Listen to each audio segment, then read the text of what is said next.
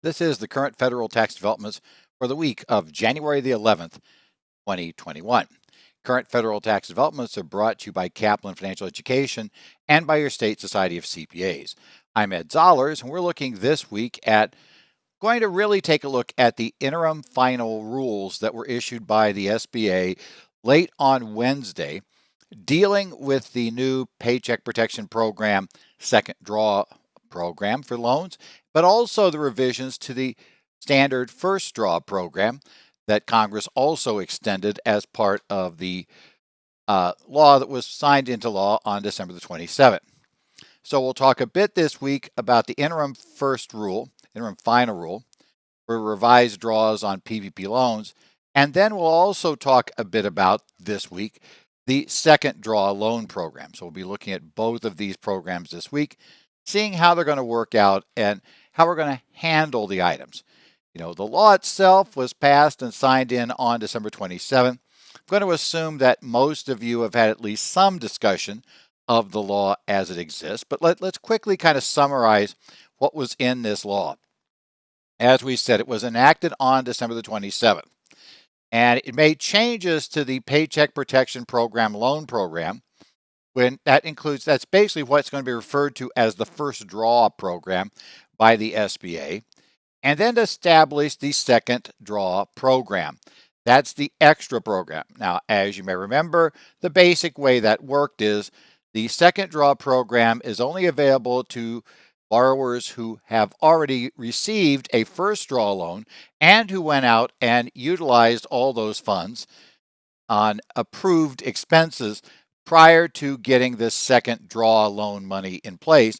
And you have to qualify for this by having a 25% decline in receipt for at least one quarter in 2020 compared to 2019. So we have some rules to deal with this.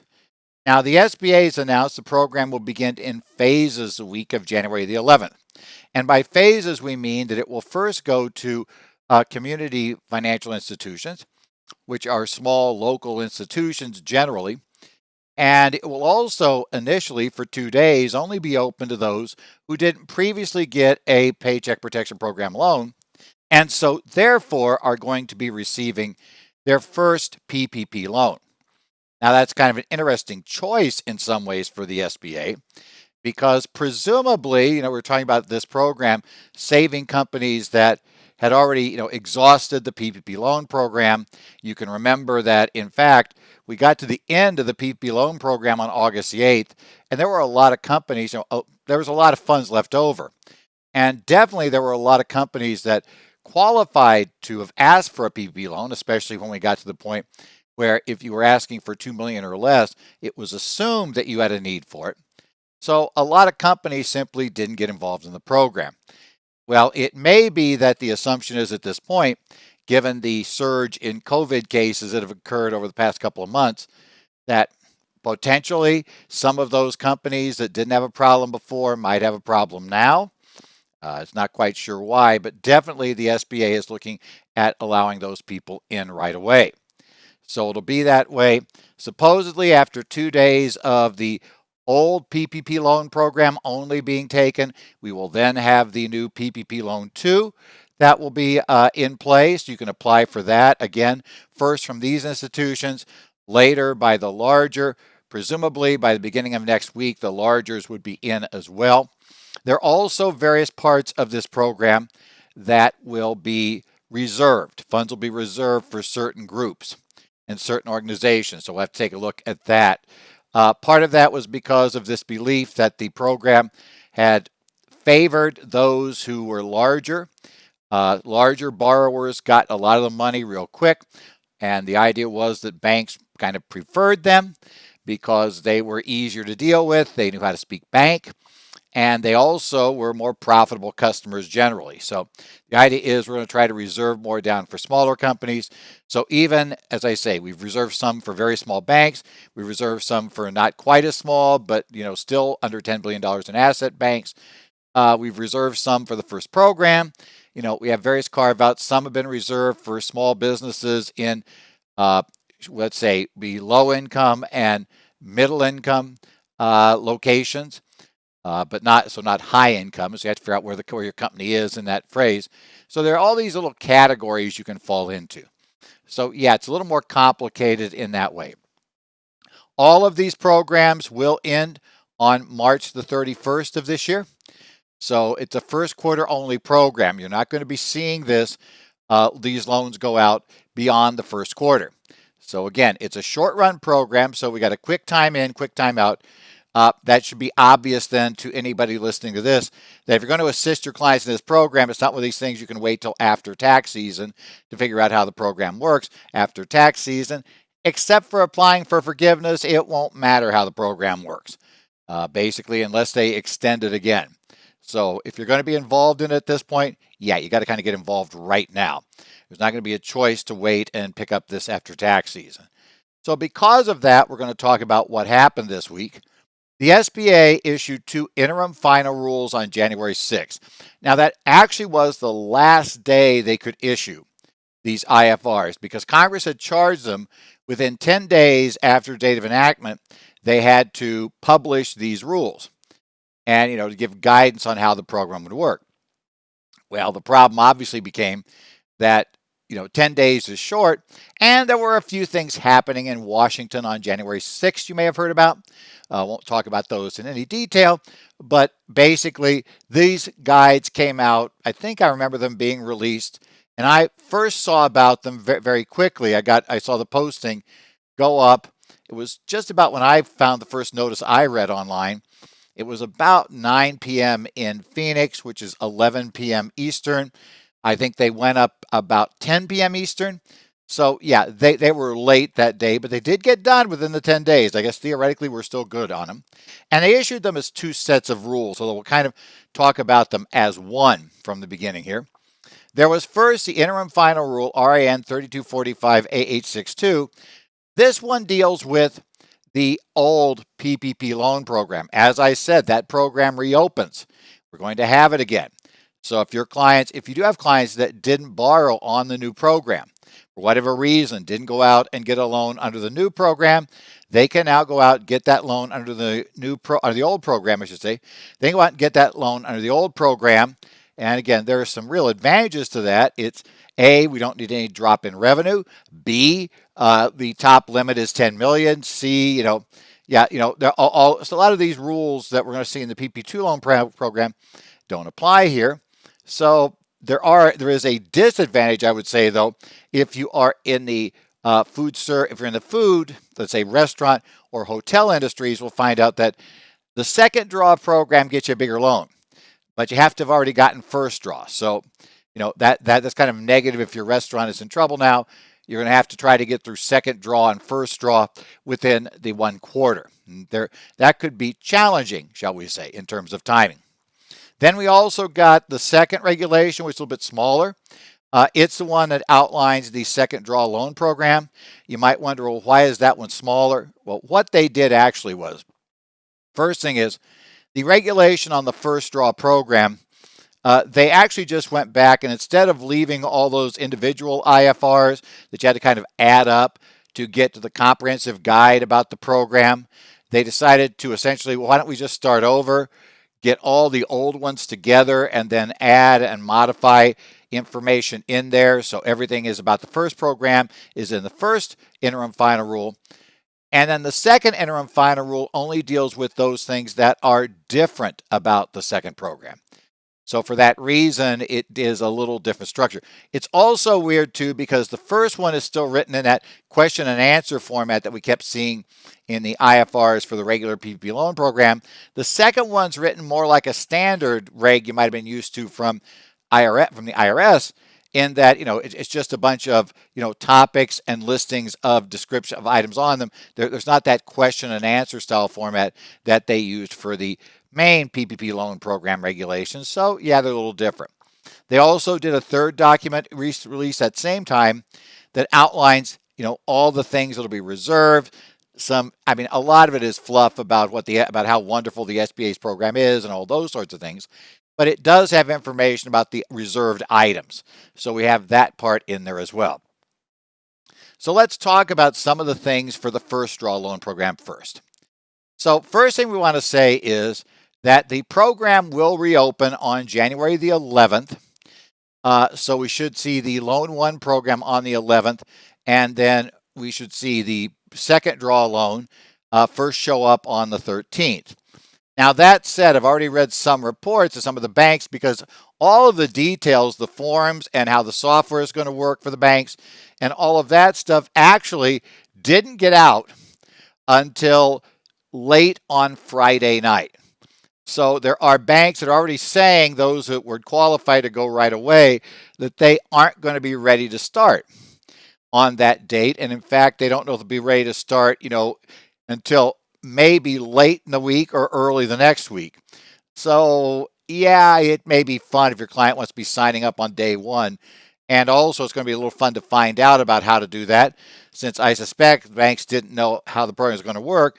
And by the time they did find out how it's going to work, most banks were not open, for this or for business. Your clients may have trouble figuring out if their bank's going to be part of this or not. So just be aware. We have a little fun problem here. If your client wants to be right away and get their money, it may take a while. So we'll just have to be, I guess, kind of look at it and be patient, unfortunately, on that part of it.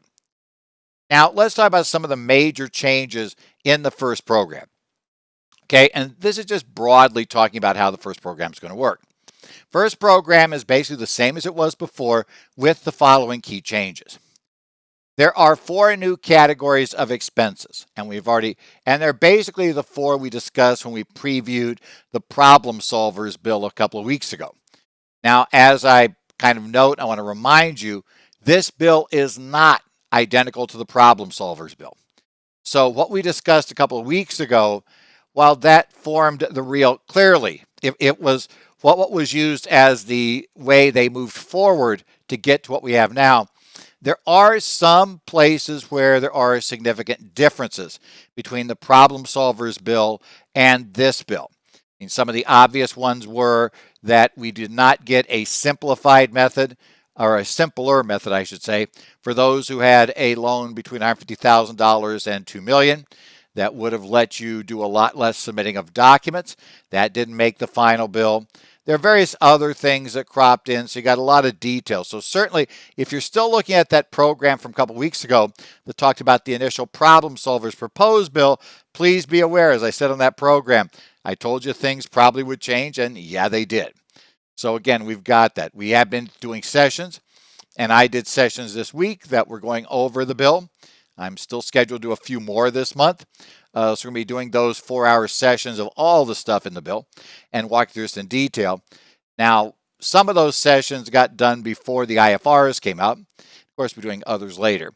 So I'm talking about the IFRs this week. So if you actually did attend a course this week, any course except the one I did on Friday for Hawaii Society, where we had the IFRs and I could incorporate those into the course, this is kind of the add-on continuation of some more details about what we've discovered from the IFRs that we didn't know, when we were just looking at the bill itself. That's part of what we got here, kind of how this is going to work, how this runs. Okay, we did add a very minor amount of things to payroll costs. Group term life turns out now to be a payroll cost. As well, we're able to add in disability policies. They also decided to state openly that vision plans and dental plans were considered medical expenses, but we already knew those were considered, right? If you remember, we got an IFR that told us quite a while back, or I guess it was in an FAQ, that, those group, plans for vision, those group plans for dental, they were considered medical coverage. So, that part of the law, they just codified it, but we already knew that. We got a simplified one-page relief, one-page form that we're going to be able to use for forgiveness for loans up to $150,000. So we'll get that issue. And we also said, as we mentioned, and this was part of the original bill, that the employee retention credit is no longer going to be off limits if you got a PPP loan. That's kind of a big deal, shall we say. Okay, but let's take a look at now what exactly was in that first IFR for these economic, for these basically first draw loans. And inside the IFR, there are a few things clarified. One of the key ones, which is kind of nice, and it's just a little throwaway thing at the start, we talked about the fact that EIDL advances no longer reduce your forgiveness for your PPP loan. You may remember we had a quirky problem eventually that they had to solve. They were trying to solve it one way, but they ended up having to do exactly what the law said because they couldn't get EIDL advances out fast enough. So if you had gotten a $250,000 PPP loan and you got a $10,000 EIDL advance grant, that thing that was just the money up front, was supposed to be in your money for within 3 days, that clearly took more than 3 days to get. The theory is that my $250,000 initial loan, I qualify for full forgiveness on paper, did all that, but when the SBA went to look at it, they'd say, oh, you got a $10,000 advance. So they would reduce your amount they would give to the bank down to $240,000, and you would still owe the $10,000 plus interest, and that you would have to pay back. And you were technically paying back the PPP loan, not the EIDL grant, but let's be honest, you were paying back the EIDL grant. Well, the law said, okay, we understand that's kind of dumb. We're going to undo that. The concern we had was, what if your client had already gotten forgiveness? Because some people had. And if you already had forgiveness, it was kind of an issue of, well, we've got this note to pay, right? We're told this $10,000 due. Here's your payments. You need to start payments as of day X because you're going to pay back this loan. And of course, having already now gotten forgiveness, you triggered the start of your payback period. And some people have already paid on those $10,000 loans, and they wouldn't necessarily be $10,000. They could be anything up to $10,000. Probably an even $1,000 amount, because that's how the SBA effectively decided to do it, was by number of his employees and giving you $1,000 per. So, you got this amount back. Well, in the IFR, they clarify, and they did what I thought they had to do, but they've now openly said it this way. They've already said that if somebody had already applied for forgiveness, if there had already been an offset so their forgiveness was reduced, that the SBA will now go ahead and give the bank the offset, the 10,000 or whatever the number was, plus the interest involved. That means that your account should show an overpayment, and the bank is supposed to send that money back to you. So in theory, we will make everybody whole, even if they already had received a forgiveness and they started paying on that amount. We're going to go ahead and say, okay, guys, we're going to go ahead. You're still going to be just fine. We're not going to cause you that problem.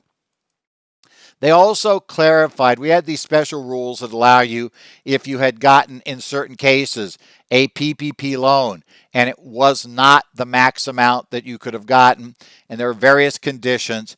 They went in and said, well, if that happened, then you could go back and get a larger, you could basically get the difference as a second payment, even though you'd already theoretically gotten your one PPP loan. Well, they went in this case and explicitly said in two other cases, we're going to make it very open because the law wasn't totally clear here, that you actually can go back and still get the larger loan. The first one, relatively clear. They'd actually put out an FAQ on this earlier, but now it's in the actual regs.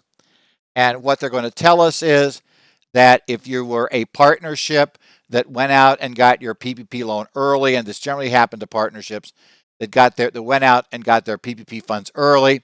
The initial program just talked about paying for employees of the partnership, didn't say what to do about the partners. In a lot of cases, the banks therefore only issued the loan based on the employees. And by the time the SBA finally got the guidance out on the self-employed, well, they had already had their disbursement. The documents had already been filed with the SBA, and theoretically it was felt, well, we can't make a second payment.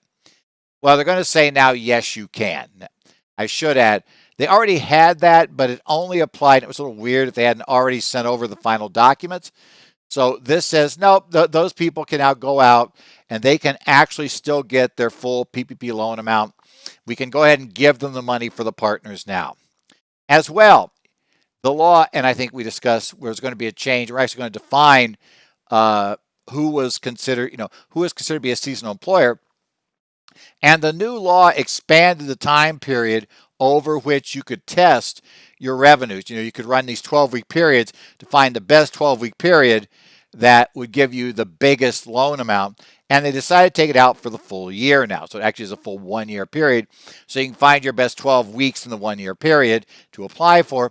Well, obviously that means that some seasonal employers will now discover that they really would have qualified for a larger loan. Again, they've made it very clear that you can go ahead and ask your bank to send you the additional amount. Now, I should say in both cases, it's worded essentially stated that you can request. It didn't state the bank had to pay. So there's a little concern here that, well, that's great, but if your bank has decided that they don't want to have anything more to do with the PPP loan program, you might not get that extra money. So we'll see how that goes. That's one to keep your eye on. They also clarified, they added a neat one here. And if you remember the first program, it probably makes sense to do this. The law itself says when we go to get our loan, and this applies to both the first draw or the second draw loan, we have to compute our payroll costs. And the payroll costs were for a period, and the old law kind of said, the 1 year before. And the SBA has said, well, we're going to just say calendar year 2019 instead of worrying about having to have everybody kind of do it as the exact 1 year before.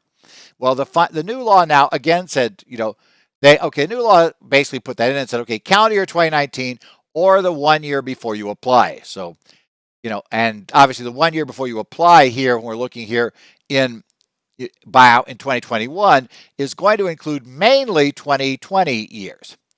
Well, the SBA has said, okay, just like last time, that 1 year back is such a mess because it goes exactly through the day you apply, which means you got to run numbers and then, hold and submit, and it's messy and it's an odd cutoff. And it means lots of weird documents to prove the number if you have to, so you had the right loan amount. So what we're going to do is we're going to say you can use 2019, 2020, or if you really want to, you can go ahead and use that 1 year prior to the date you applied. Although even in the reg, they say they figure that most people are going to use one of the two calendar year options because it's a lot simpler for submission purposes. So based on that, though, we do have that. And that option to use 19, 20, 21 applies all throughout this. So it's both for payroll costs for the actual employees. It's also for the sole proprietor or for the self-employment income of partners. All of those things have this 2020, 2019, or 1 year prior option. So we've got that. Actually, I think for self-employed and partners, it's just the 2019 and 2020 options. So, it's kind of interesting, but that's how we're doing this thing on this particular run. Okay, now they also added something that probably could have been in there before, but they hadn't, but now they do it because they said, well, realistically, giving these types of entities loans is not really doing something that the program's meant to do, which is preserve businesses. If your business is permanently closed, you cannot receive a PPP loan or PPP2 loan. The concept being, as the SBA says, it preserves funds for operating businesses, and realistically, the purpose of the program is to keep people in business and make sure jobs stay put. And if the company is closed permanently, well, kind of like that ship's already sailed. So you have to have a business that is not permanently closed. They did say, though, that doesn't mean that if you're closed right now, you can't do it. As long as you intend to reopen, you can still have the PPP loan program or the second draw loan. So conceptually, the idea is, even if you're closed right now, because we also know at this point in time, there are parts of the country that are under a very strict lockdown with the explosion of COVID cases and the explosion of people in the hospital. So because of that, there are definitely locations where the smartest thing to do was just to close down. If you're a very high-end restaurant, where you live on the sit-down experience, it's not going to exactly be the same sending out that fine meal in styrofoam containers for delivery or to go. You might have said, we're just going to have to close and reopen when we can actually have people in the restaurant again. You can still get this. You can still get this loan. You can use it for things. The theory being it could help you survive the totally closed period. Again, you still have to spend 60% of your money on payroll costs. So don't forget that. That's still a key issue. If you want to know where people are probably going to get in trouble the most in problems they're going to have with forgiveness on the first loan, I think the most often thing I've heard from people teaching various courses and teaching various sessions, both to CPAs and non-CPAs, is, well, we've been closed ever since March, so we haven't been able to pay the payroll. It's like, yeah, you got to get the payroll paid. You're allowed to pay people not working for you. But you can't really take this loan if you're not going to get the payroll paid, or I'll rephrase it other ways. If you take the loan, you could take it, but you're not going to get forgiveness if there's not payroll in there, or you're going to get limited forgiveness. You've got to get the 60% rule. That is kind of the one absolute. I can do a lot of things. If I meet the 60% rule, I actually can have a huge reduction in FTEs and still be fine, but I got to meet that rule. Another one that you should be aware of, because we've talked a lot about the alternative covered period for payroll. That alternative covered period for payroll, the one that said, we can, covered period won't start for payroll only. It will not start on the date the money went in your bank account. It rather will start on the day that, your next pay period begins, as long as you paid at least biweekly. And conceptually, the idea of that was, well, that aligned your covered period with your pay periods so that you wouldn't have a partial pay period in your last covered period. Under the law, as Congress passed it, we now define our covered period as the period beginning on the day the money goes in your account and ending on a day between 8 weeks and 24 weeks, after that date, and you pick the day. Well, obviously, they're saying, look, you don't need to worry about it. If you want that to align so there's no, miscellaneous excess to be divided payroll on that final, the final payroll, you can go ahead and just make sure you just define your covered period as ending on the last day of pay period. There's no reason to have that delayed start date, their theory is. For most people, unless you're going out the full 24 weeks, this is not going to cause you a problem. Obviously, if you go out the full 24 weeks, then yeah, we're losing, because this period, your payroll covered period can't move beyond the 24 weeks from the day you got the loan funded. But I think since that's way more than enough to pay out the 2.5 months worth of payroll, my guess is you're probably not that worried about getting the full 24 weeks and getting those few extra days in your pay period in at the end. So in any event, though, the alternative payroll covered period will no longer be a thing. It will no longer be mentioned on the form. So, you're going to need to be aware of that. We've changed how those things work. So next up, let's talk about some more things here. We're going to move on to the second draw program. So those were the big things we found out in the IFR, beyond what we already knew about the changes to the first draw programs.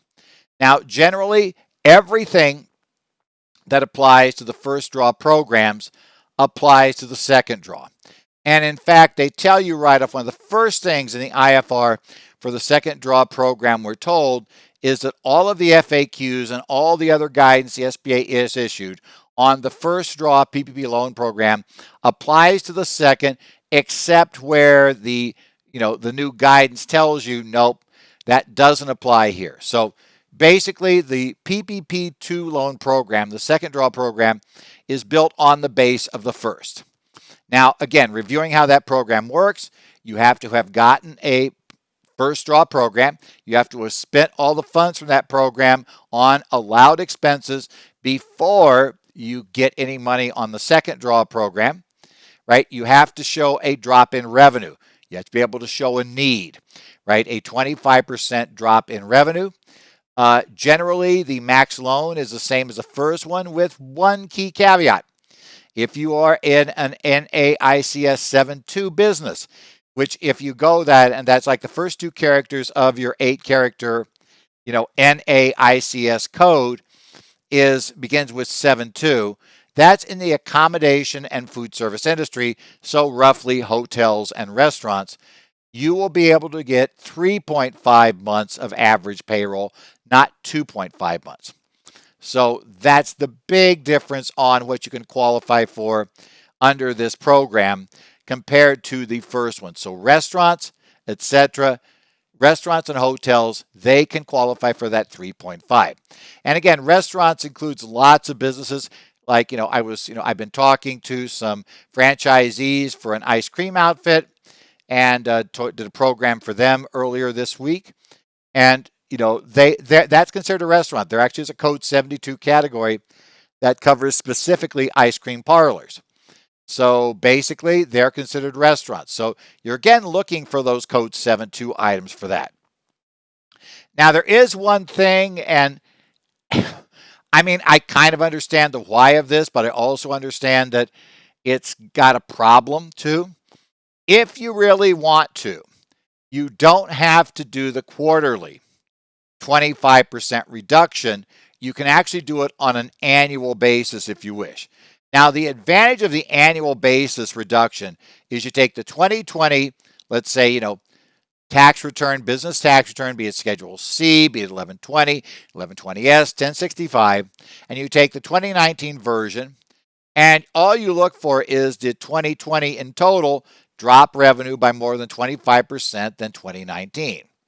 Now, clearly, that's not as favorable to a taxpayer as doing it quarter by quarter normally. But conceptually, the idea is, well, if you've dropped it 25% for the whole year, you have to have at least one quarter that dropped by at least 25%. And number two, if we do it that way, you can just submit your tax returns to prove everything and we're done. Otherwise, you're going to need some other type of detail because your tax returns generally, your 1120S does not have quarterly income on it. And so, basically the same thing for this year, we're going to have to pull things out. And quarterly income also wouldn't require, therefore, the tax returns be done because, it's quarterly, right? We can get that. We know, we basically should have our accounting together for 3 quarters of 2020, and we may be working on quarter 4, but we, in theory, could make the application right away based on the fact that we know from what we have if we've dropped 25% in the first, second, or third quarter, and we probably have a really good idea about quarter 4 as well. So, again, this is here. The problem, obvious, you got to have the tax returns filed. So we need to get the tax returns done before we could use that special exception. And this year, probably with a late law change, I wouldn't be surprised to see the IRS be very late in getting out the forms this year, which means that, it may prove difficult to get the data together and get everything to the banks in time to get the PPP loan, or you're going to get it late in the program. And if your client needs money today, my guess is this exception definitely is not going to help you today. You really can't file a 1065 today for 2020 because the IRS isn't accepting 2020 1065s. Pretty sure that's true at this point. I don't think enough forms have been released for electronic filing, either by the IRS or updated yet by the software companies, that would allow you for almost any 1065 to get it filed so that we could start that process. So, I mean, it's a benefit maybe if you've got somebody applying after you finish their 2020 return and they have that 25% drop there. It could simplify the application process, but it's just you got to have the return done, and that's saying a lot at this moment. We're trying to apply potentially this week. It's not going to happen. One of the more important things in the IFR is the definition of gross revenue. Remember, we're trying to show that gross revenue dropped by more than 25%. Obviously, the question becomes, what's gross revenue and how do we compute it? Well, the SBA, now, I'm not thrilled with how they wrote the sentence because they bury the lead. And it's there, and we'll go through that. So I'll start taking you through it, and you'll discover eventually what I mean by they buried the lead. Because I've had a lot of people who start reading the sentence and then go off and are trying to find financial statements. Well, and what if we're cash basis tax, accrual basis for financials? Maybe we got, other, what method? How do we do it? How do we submit it? And we have an answer here, but as I said, you got to keep reading beyond the very beginning of this provision to find out about, they finally say a magic word that tells us this is how we're supposed to do it. So it starts out by telling you the following about how we're supposed to do this. So gross revenue is all revenue from the sales of products or services, interest, dividends, rents, royalties, fees, or commissions.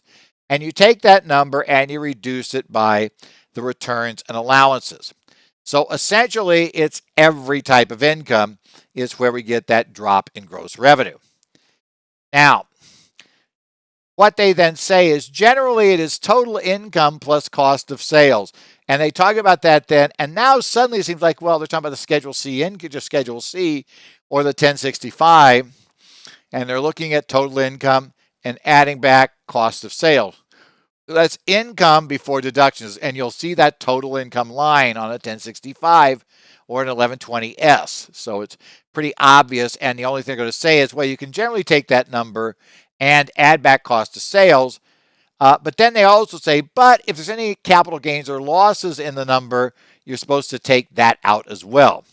So it's kind of interesting how we arrive at that and getting there. And then I told you they buried the lead. Oh, and by the way, the definitions of all these terms comes from the IRS forms. So what are they really saying? It's a tax computation, tax basis revenue. So if your client is cash basis for tax, we're looking cash basis. If your client is accrual basis for tax, we're looking at accrual basis tax for this purpose. If your client is a construction contractor that uses percentage of completion method, we're looking at PCM, right? Tax PCM for this purpose. So yeah, whatever the tax law says, that's kind of how we do it. So as I said, they buried the lead way toward the end. It's like, yeah, the tax return. We're looking at the way you compute it for the tax return. That's fundamentally our number for the gross revenue. So, okay. And my thought after I saw that was, well, it would have been nice for you to do it first before I started worrying about how we did this and what are these options and how would we submit it. It's like, yeah, you kind of buried the lead. Now, they do tell us some things you can pull out of what otherwise might look like gross revenue. It does not include if your client collects sales tax, let's say, for the state, that they're going to then submit back to the state. And let's say they include it in their gross revenue on their return, and then in the general expenses, they basically treat as a deduction what they paid the state. Well, those taxes that have been collected for the state, the city, whoever else is in there, those are not part of gross revenue. You actually can do that. Also, if you have related companies that sell goods and services to each other, you can pull out transactions involving your company when you sell to an affiliated company, right? This sort of, we're not really selling to the outside world. We're selling to an affiliate. This can be important for consolidated groups and the like because there are things you're going to eliminate. Well, we're going to be allowed to effectively eliminate these items when we are computing the gross revenue. We can pull those things off. So that'll make that one simpler. Also involved here, we don't worry about amounts collected for another by a travel agent, a real estate agent, advertising agent, conference management service provider, freight forwarder, or customs broker. This is looking at the type of things where essentially, just like, a travel agent might, it's in the old days, we actually tend to use these a lot, you would actually give them the full airfare. And then they'd turn around and they would essentially send the airfare less, and whatever their commission was, onto the airline that they were going to be paid for having sold the ticket. Well, now, of course, it's like, well, we really shouldn't charge them with the sale of the airline ticket because that's really a sale on behalf of, that's really the airline sale. That's not really a sale of the travel agency. And the same thing there with conference management companies. They would be collecting the fee for the call and other issues, but they're not really, they're just getting a commission for having done it. So all those things are not really going to be there. Customs brokers, freight forwarder, real estate agents. If you're collecting money for somebody else, that's not going to be considered revenue, they said. Basically, you can go ahead and ignore that.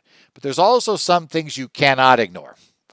If somehow in revenue you get some subcontractor costs that are being run through, so you're being paid something, and I think what they're looking for there, I think their concern there was that if you're a construction company, what you might do is say, well, we're the prime contractor, but we're being paid $20,000 right now on this project, but hey, we're going to assign like 10,000 of that to the following 6 subs on the deal because we're not doing the electrical work, we're not doing the roofing, we're not doing the HVAC. So, basically they're saying, no, you can't take that out in that scenario. That's not considered a cost. You can do that. Also, reimbursements for purchases a contractor makes at a customer's request. Again, they're worried that people would say, well, I really went out and bought that lumber and those, and the bricks and the wiring and everything. Well, because it was for the customer and I'm just, doing what they asked for. It's like, no, that's really part of your product. So you're not allowed to do that either. They also said, look, be aware, and you already kind of knew this if you looked at what they told you right up front was income. You don't get to take out your investment income. Investment income is still part of this. Or if you're, and also you can't say that part of what you're receiving is you're being paid for employee costs. So yeah, they're looking at people trying to say, well, really, this amount of my revenue represents money that's really going to the employees who are doing the services for this. This part really relates to the materials that's going into the person's home. This part relates to my subs. They're saying, don't try that. Don't try to tell me that this theory that all of this is being collected indirectly for a third party. Yes, I realize you're going to pay third parties to do it. Generally, we are. And that there could be an employee as a third party viewed that way. But we're not going to say that everything you do, therefore, is that only your profit counts as revenue. So no, you can't drop it down that way. If Congress wanted to be profit-based, they would have done it that way. I've gotten this question a lot, and they do explicitly cover this here. Many people were worried that, wait, last year in the fourth quarter, I got my PPP loan forgiveness, which, the 2.5 months worth of payroll. Isn't that revenue? The ruling makes clear, and when you should understand what we said it was going to be tax basis anyway here at the end, that no, it's not revenue. To me, I always said that'd be kind of absurd. For Congress is to say that's revenue when this whole thing relied upon you having to get in the first loan. So yes, the SBA says, yeah, don't worry, that's not revenue. That's not what we're going to do. Also, for the PPP Loan 2, just want to remind you, even though you're going to see 2019 only listed as what you could use for payroll costs or 1 year back from the day you apply, this also allows us to use 2020 numbers for that purpose. Also, there is a special extra money if you are a farmer or rancher that is self-employed, that you're going to be able to get extra money under the program. You can basically, what you can do as a self-employed, at least theory you can. Instead of using your net, you can use your gross, much like you can for self-employment tax. In this case, though, you'll use your net income or your gross income. Well, obviously your gross is more than your net. Now, it's still limited to $100,000 annualized. So bottom line, if you're a farmer or rancher showed more than $100,000 worth of income last year on their Schedule F, it really doesn't help either way, which you can do it. But this does count for both the original loan and the IFR makes clear, yes, it also works for the PPP second draw. That's not a problem.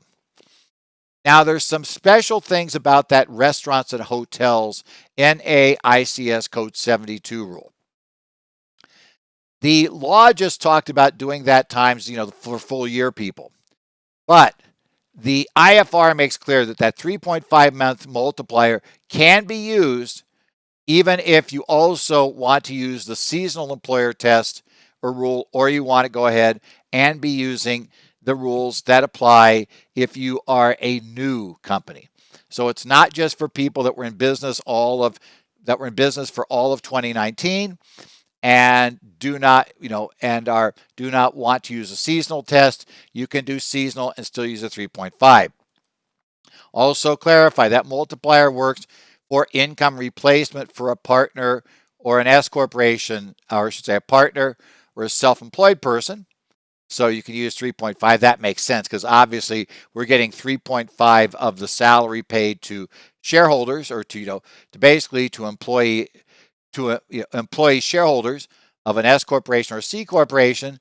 Doesn't make sense why we couldn't get the 3.5 months for the self-employed. So they say that's true. There is one caveat, though, that could cause a problem if you haven't been really careful with your business activity codes. The SBA makes it clear that you have to have a 72 as the business type code on your tax return, the most recently filed tax return, for you to use the 3.5-month multiplier. And I wouldn't be surprised to see them knock it down to 2.5 if you have a 72 in there. Now, I actually said two things, because I realized you say just that, people are going to call accounting firms restaurants. They said, so you really have to be in the rest, you have to really be in a business covered by it, and you have to have said so on your most recently filed tax return. Now, does that mean you should go back and amend a return if you didn't? I guess potentially. I mean, you're really not asking to set any more money in, but you're saying this is what we are.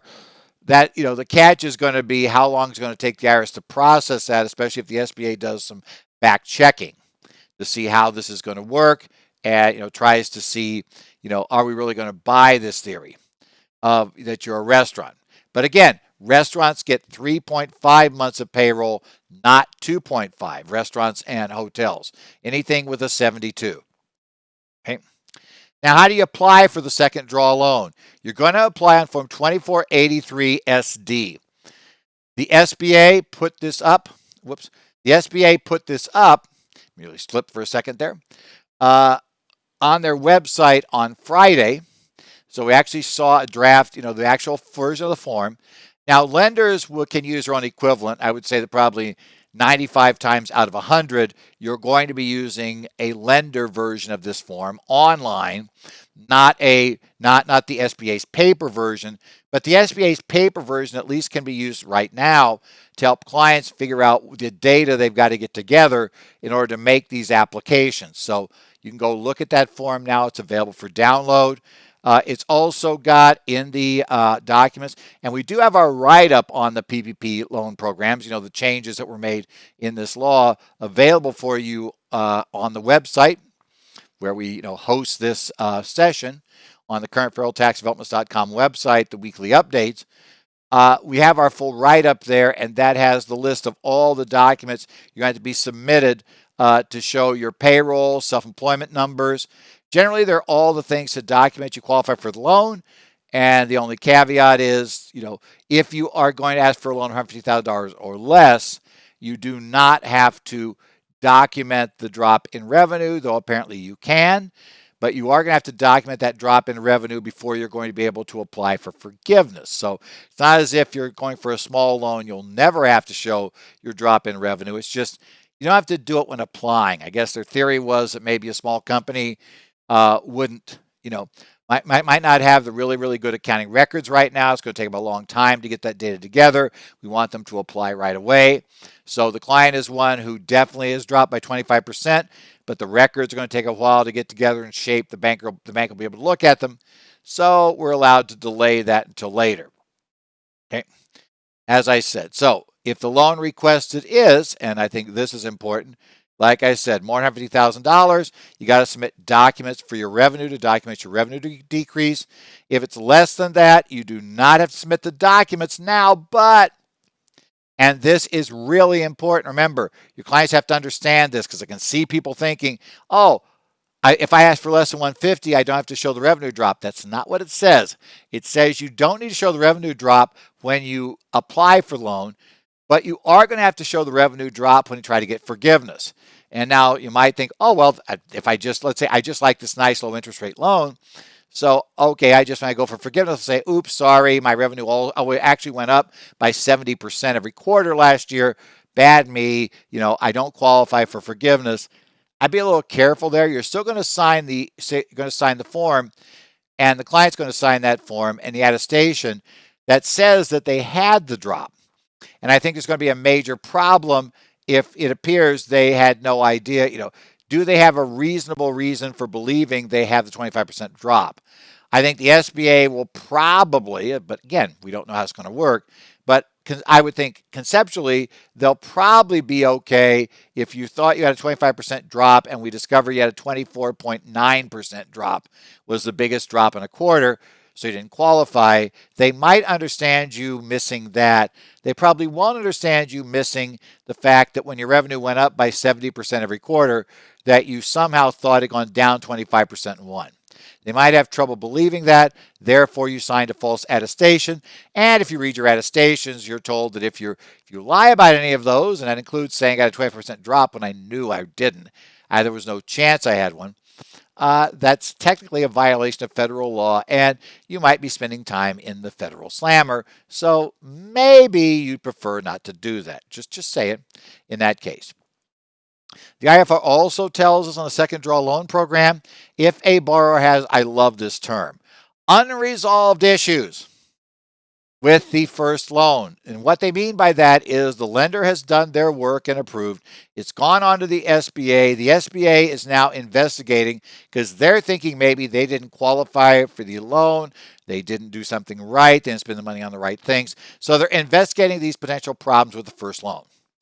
The SBA is under a bit of pressure after the first program. With these reports we had of people setting up fake companies, getting these loans, using the loans to buy Lamborghinis or whatever other sort of thing they might have. I don't know if we ever had Lamborghini. We had some very expensive cars, though. I think there's at least one Lambo in there. That was embarrassing. So they're going to be checking for that. If they discover, so the lender won't necessarily know that the SBA is investigating. So when the lender sends in the second application, second draw, they've looked at it, they basically have approved it, they send it on to the SBA. The SBA now is not going to tell them right away. It's going to tell them right away, will tell them right away, that this company under investigation on the first loan. So we're going to notify you, and we're not going to authorize you to release the funds yet. They won't give the magic number necessary to have the loan guaranteed and to put it into the PPP loan program. So basically that means we're on hold. Now the SBA did say they're going to expedite their review to determine if the borrower was eligible. So conceptually, the idea is we are going to take a look at, so we will try to speed this up and get an answer. So the theory being, if it turns out that, okay, everything's fine, we'll be able to get our PPP2 loan money to them. We'll move this review to the front of the stack, is their theory, if we run into that problem in this case. Now, the other big thing is because of that, and again, this concern about review, the SBA now has indicated, this is not in the IFR, but this has actually been indicated in numerous reports we've seen in the financial press that we're not going to see approval come as quickly. The SBA administrators, the SBA basically staff was talking with the press when they released the IFRs, and shortly thereafter, they said, look, we're not going to approve as quickly as the first program. With the first program, it was almost instantaneous. When the bank submitted, they would turn it around very quickly and approve funding, at least once they got it in the SBA system. This time, the SBA is going to conduct initially an automated review. They're going to check third-party documents, going to check some reports, they're going to look for some history of this company existing, so people can't just set up fake companies that have never existed. So they're going to be checking that. If the automated review seems to find a problem, there's no evidence of this company existing, they'll kick it out for manual review. So the catch is, even if your company is one that's going to clear automated review easily, it's still likely to take until the following business day for the SBA to get that clearance done and to let the bank know it's okay to disperse. So it's not going to be right away. And if, in fact, the automated system indicates, we're not sure this is valid, then it's going to have to kick out for a manual review, which obviously could take quite a while longer to be done. So just understand that's part of the program. And, you may know that if you have brand new companies, it may not come through that quickly. The SBA is going to look at this. As I noted, the simplified application program for loans from $50,000 or less will still apply to the second draw loans. Some people said, but you're telling me they got to submit this document. They got to submit documents with their forgiveness application only if they didn't submit documents showing they qualified for the loan, not the forgiveness, but the loan initially, because they didn't submit their documentation for the reduction of revenue with the application. If they don't do it with the application, they haven't gotten it to the bank before they go for forgiveness, they have to send it in with forgiveness. But all the rest of the one-page form stays as is. Everything else should be the same as before. It'll qualify for that program. Okay. As I said, the revised forms, they came out late on Friday. There's a lot of reasons to expect this rollout may be very rocky. First thing is, obviously, we are yet again trying to rush this up, get it up and running nationwide on a very, very short timetable. Remember, it wasn't until December 27th, by the way, in the middle of a time where a lot of people are gone and not working. Wasn't until till December 27th that we even knew that we were going to be doing this program. And we just got the IFRs out on Wednesday, and we didn't get the forms and the information about the systems the bank's going to have to use out until Friday. That's not a recipe for a smooth rollout come Monday.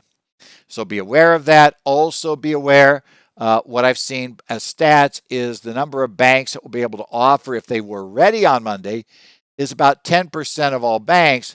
But of course, they're smaller banks. We're not talking about 10% of all lending, but just 10% of all banks overall. And they're going to be on the smaller end up front. So if you know of such banks, your client may want to look that way, and try to see about getting in early. That'd be where you check if they really, really want the money right away. The larger banks will come on later. And remember, we do have these pools of funds that have been, set aside for different groups. So if your client doesn't fall in one of the groups, we may run into the fact that they're going to be in a more generic group, and they may not get the money until the SBA has become clear they're not going to have problems funding the other groups they're supposed to fund. You should expect to receive a lot more FAQs from the SBA. So we're going to see FAQs and probably even some IFRs. Some more IFRs come out from the SBA on the program, just like before. So things will keep changing. Be aware of that, or we're going to finally get guidance that we haven't had, and that means we're going to be guessing about how that guidance turns out initially, and then we're going to hope we guessed right. That's where we go. Issues remaining, there are still some issues. Clearly, there's a lot of things left about how the whole forgiveness process is going to work for the second draw loans. We don't have that information out yet. Like what kind of documentation will we submit for those other 4 categories? That's not been covered yet, so we expect a whole, and remember, last time we had a whole separate set of guidance for forgiveness. Expect that again this time with more of the details on those things. And don't forget as well, before you get too far along, please remember, Congress can always modify this program as well. So there's, you can't assume that this is going to be totally unchanging. Very well, Congress could extend the program if they feel it's necessary. Congress might do various other things, because remember, we got the PPP in June. So essentially, a little less than 3 months after they passed the initial program, they came back and did the second set of rules and changed rules and did things. I wouldn't be totally shocked if that happened again. Just fair warning. So, yeah, keep your eye on the programs and what's happening as we go to them, because things may change. Keep your eye on the developments as we go forward. This has been the current federal tax developments for January the 11th, 2021. Actually, remember the right year. If you have any questions and comments, we've got them. You can send them to me at edzollers@currentfederaltaxdevelopments.com.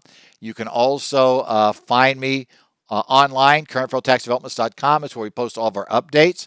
I also do post links to updates on Twitter.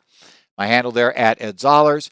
I participate in the Connect groups for the state societies in Arizona, New Jersey. I watch Minnesota, Washington, Illinois. So we have those various things happening, so you can keep your eye on those. And otherwise, we're going to be seeing how things go. So with that, we'll go ahead and there I go. I forgot I accidentally blanked the screen out on you there for a second and didn't realize how I managed to do it. So I got it there. So we are going to be kind of, looking at those items. So again, however that goes, we'll keep our eye on it and keep things going. Otherwise, hopefully I'll see you here next week, and we'll bring you more developments here in the area of current federal tax developments.